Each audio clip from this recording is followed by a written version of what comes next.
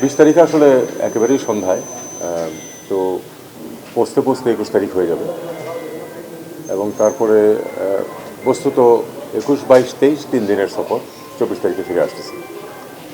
বেজিংয়ে চীনের পররাষ্ট্রমন্ত্রীর সাথে আমার অফিসিয়াল কথাবার্তা হবে। তারপরে ওখানে একটি ধরুন ওই রিসার্চ অর্গানাইজেশনে কিছু বক্তব্য রাখবো এবং তারপর সাংহাইয়ে যাব। সাংহাইয়ে একটি রিসার্চ অর্গানাইজেশনের অনুষ্ঠানে একটা বক্তব্য রাখতে হবে। এর বাইরে এক দুটো তারা শিল্প কারখানা আমাদেরকে দেখাতে নিয়ে যাবে। ইভির একটা ব্যাপার আছে, আর একটা কিছু টেকনোলজি আছে হলো আপনার ফুড প্রিজার্ভেশনের ব্যাপারে নতুন কিছু টেকনোলজি আছে, সেগুলি আমাদেরকে দেখাবে, যেগুলি হয়তো আমাদের দেশে কাজে লাগতে পারে। তারপর সাংহাই থেকে আমি সরাসরি ঢাকায় ফিরে আসবো। আলাপ আলোচনার মধ্যে প্রধানত ধরুন অর্থনৈতিক বিষয়াবলী আসবে। কয়েকটি বিষয় তার মধ্যে গুরুত্বপূর্ণ। একটা হচ্ছে যে আপনারা জানেন যে ব্যবসা বাণিজ্য, চায়না আমাদের সবচেয়ে বড় ব্যবসায়িক পার্টনারদের, ধরুন অফিসিয়ালি সবচেয়ে বড় ব্যবসায়িক পার্টনার, ক্ষেত্র বিশেষে অবশ্য ভারতকেও সবচেয়ে বড় বলা হয়, কারণ আনঅফিসিয়াল বিজনেস আছে প্রচুর। যাই হোক, বসুন্ধরা ডায়াপেন্ট এখন আরও উন্নত। এই হট এয়ার থ্রো টপশিট দ্রুত শোষণ করে সোনামণিকে দেয় কোমল অনুভূতি। বিপুল পরিমাণের ব্যবসা আছে আমাদের চীনের সাথে, প্রধানত আমদানি। তবে সেই আমদানিগুলো আবার আমাদের জন্য প্রয়োজনীয় এই জন্য যে আমাদের অনেক রফতানি সেগুলোর উপর নির্ভরশীল।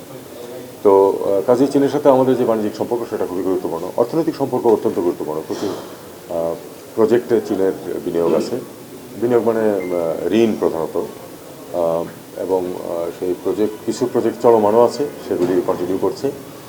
আর আমাদের আরও কিছু বিষয়াদি আছে, যেমন ঋণের শর্তাবলী নিয়ে আমরা কিছু কথাবার্তা বলবো।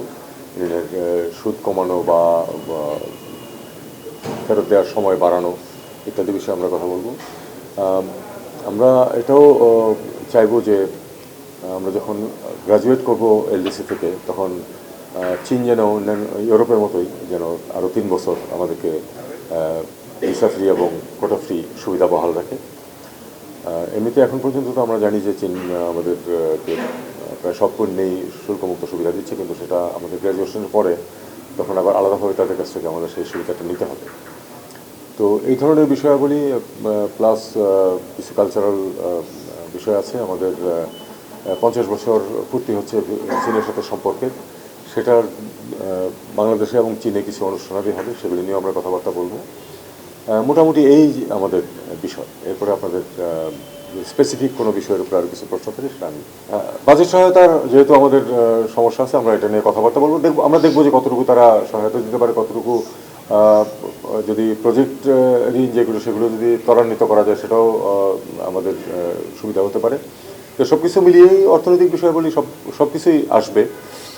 আর আমাদের যে বিভিন্ন প্রকল্প সহায়তা ইত্যাদি বিষয় আছে, সেটাও আসবে। এই যে কারণে যে আমরা ইয়েকেও নিয়ে যাচ্ছি, আমরা ইয়ারডির একজন সিনিয়র কর্মকর্তা আমার সাথে যাবেন, তাদের অনেকগুলো বিষয় আছে। তো আমরা কোনো কিছুই বাদ রাখবো না, সব কিছু নিয়ে আলাপ আলোচনা করবো। $5 বিলিয়ন কথাবার্তা হয়েছিল যেটা, সেটা এখন আমরা সেটা অবশ্যই সে আলোচনা বহাল আছে এবং সেটা থাকবে। যে কোনো কিছুতে আমরা ইন্টারেস্ট রেট কমানো এবং পরিশোধের সময় বাড়ানোর জন্য বলবো, এবং কমিটমেন্ট ফি যেটা, এটা যাতে তুলে দেওয়া যায় সেটা আমরা চেষ্টা করবো। সেটা আমাদের এজেন্ডাতে আছে। প্রতিটি ঋণের কিন্তু সুদের হার একই না, কাজে সুদের হার এটা খুব ডিটেলস, এটা আপনারা প্রজেক্ট ওয়াইজ জেনে নিন। আরও অন্যান্য অথরিটিও আছে, তারা জানাতে পারবে। আমরা ইন জেনারেল সুদের হার কমানোর জন্য অনুরোধ করব। এবং একটা গুরুত্বপূর্ণ বিষয় হচ্ছে যে কোনো ক্ষেত্রে 15 বছর, কোনো ক্ষেত্রে 20 বছরের পরিশোধ সীমা থাকে। আমরা চেষ্টা করবো এটাকে সবগুলিকে 30 বছরে নিয়ে যেতে, যাতে করে আমাদের অর্থনীতির উপর চাপ কম আসে এবং পরিশোধ অনেক সহজ হয়। আর যেটা বললাম যে আমরা কমিটমেন্ট ফিটা যাতে পুরোপুরি তুলে দেওয়া যায় সে চেষ্টা করব। রোহিঙ্গা ইস্যু নিয়ে আমরা নিজেরাই আলাপ আলোচনা করবো এবং আমরা চাইবো যে চীন আমাদেরকে সহায়তা করুক, কারণ চীনের যথেষ্ট ইনফ্লুয়েন্স আছে মিয়ানমারের উপরে। চীনের যথেষ্ট ইনফ্লুয়েন্স আছে ওখানে যেই অন্যান্য যে অথরিটিস বা ফোর্সেস আছে, তাদের সাথেও চীনের সম্পর্ক আছে। কাজে আমরা চাইবো যে চীন যেন আমাদেরকে এ ব্যাপারে যথেষ্ট সহায়তা করে। এটা আপনারা জানেন যে একদিনে বা এক মাসে সমাধান করার মতো বিষয় না। রোহিঙ্গা সমস্যা দীর্ঘমেয়াদে আছে এবং আরও অনেক দিন লাগবে, বিশেষ করে এখন যে নিরাপত্তা পরিস্থিতি বিরাজ করছে যেটা মিয়ানমারে, তাতে করে মিয়ানমারের খানিকটা স্টেবিলিটি যদি না ফিরে, তাহলে কিন্তু এখান থেকে রিপেট্রিয়েশন প্রসেস শুরুই করা যাবে না। এটা এটা আমাদেরকে মেনে নিতে হবে, কারণ একটা সংঘাতময় পরিবেশে তারা যেতে আগ্রহী হবে না, এবং তাদেরকে তো আপনি জোর করে পাঠাতে পারবেন না। তাদেরকে পরিবেশটা এমন সৃষ্টি করতে হবে যেন তারা সেখানে ফিরে যায়। আমরা সেই পরিবেশ সৃষ্টিতে চীনের সহায়তা চাবো। সেটার অনেক বিভিন্ন দিক আছে, সেই ডিটেলসে আমি গেলাম না, কিন্তু আমরা চাইবো যে একটা রাখাইনে একটা স্থিতিশীল পরিস্থিতির সৃষ্টি হোক, যেখানে নিরাপত্তার পরিবেশ সৃষ্টি হোক, যেখানে আমাদের এখানে যারা আশ্রয় নিয়েছেন তারা সবাই নিশ্চিন্তে ফেরত যেতে পারে। অন্যান্য নিরাপত্তা নিয়ে ইস্যু যেগুলি, সেগুলি চীনারা কী কী ইস্যু তুলবেন সেটা তো আমি জানি না এখনো।